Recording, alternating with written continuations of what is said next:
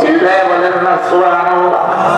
আব্দুল উজ্জা বলে ইয়া রাসূলুল্লাহ, ইয়া হাবিবাল্লাহ, নবীজি আমি আমার সবাইকে ঘোষণা করে দিয়েছি, হে বান্দা, আল্লাহর দ্বীনের জন্য, কোরআনের জন্য, ইসলামের জন্য, আল্লাহর হাবিবের জন্য আমি উলঙ্গ কেন আমার জীবন দিতে রাজি, তারপর ঈমান দিতে রাজি না। চিল্লায় বলেন আল্লাহু আকবার।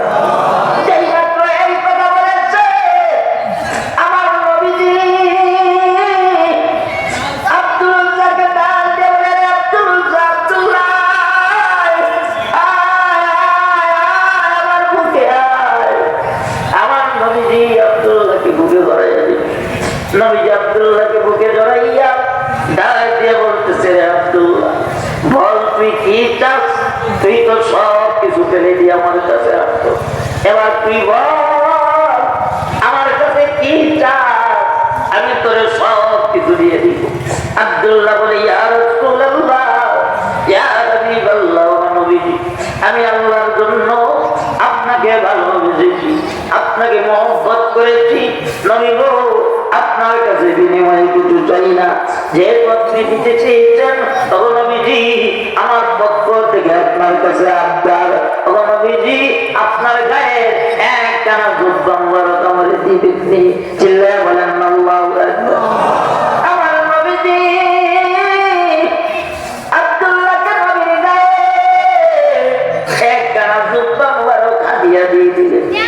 আব্দুল্লাহ এবার নবীজির জুব্বা মুবারক কোথায় রাখবে, কি করবে, অস্থির হয়ে গেছে।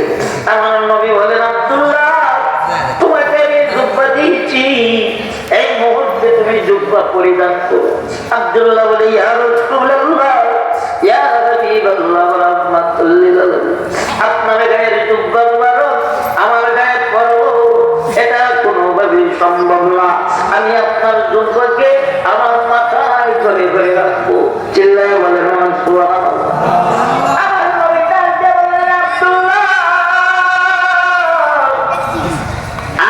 চাও তুমি আমার কাছে বলো, আর কি চাও তুমি আমার কাছে বলো।